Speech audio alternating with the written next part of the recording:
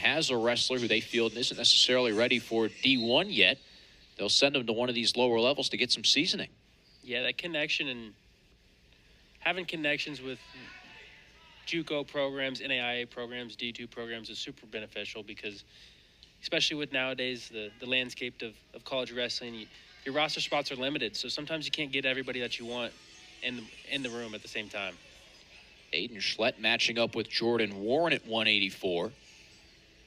One of those relationship builders for Greensboro College and North Carolina was the Tar Heel Wrestling Club. Greensboro had a national champion at 141, Josh Wilson, who would over the summer come to Chapel Hill and wrestle with a lot of Carolina's guys. Yeah, if you're a former UNC wrestler or alumni that's in the room a lot, you've probably seen Josh Hardy in there in the summers.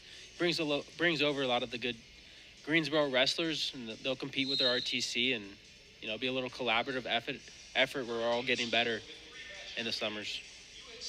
Same with Duke and some Davidson wrestlers and Campbell wrestlers. You know, there's a lot of programs here in North Carolina, and so in the summer when we're not competing against team versus team, you know, we can all work together to get better.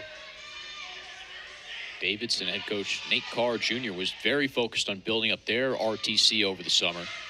Davidson had 12 to 15 wrestlers stick around campus all summer, train, and then also pick up internships, jobs here and there, so they learned how to do some adulting. Yeah, the RTC aspect of college wrestling is super important. You know, you see all the top programs around the country, they have a developed RTC, and that's where Davidson's trying to get to. UNC's trying to grow theirs, and, you know, it's just one step in building your program. I think it's also cool how the RTC aspect keeps alumni around, not only for the training purposes, but to be an extra voice, to be an extra helping hand if need be. Yeah, 100%. You got a limit on the amount of coaches that you can have in the room, and, you know, the RTC is one way to get around that. So, you know, me personally, I was in the Tar Heel RTC last year, and I was helping coach and develop some of these wrestlers, but also training myself. And so there's no better place to improve your wrestling skills than in a college wrestling room. And so it works hand in hand. You know, it's good for athletes and good for coaches and the college wrestlers.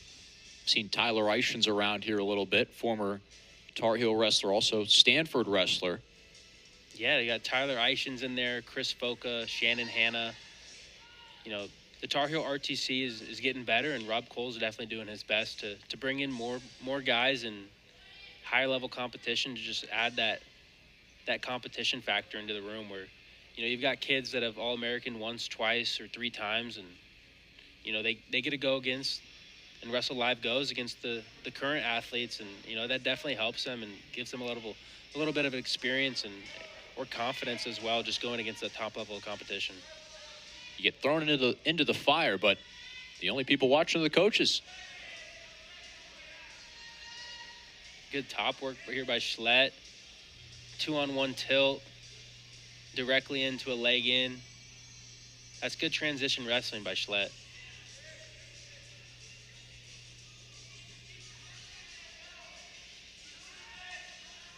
And after not seeing this second period through the first 5 matches, we'll see it for the 3rd time in a row.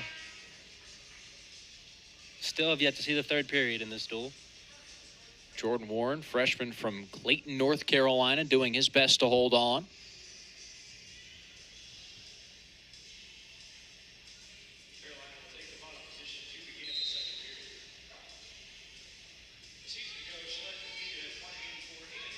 How about that base from Schlett? Warren tried to drag him down, and Aidan Schlett was having none of it.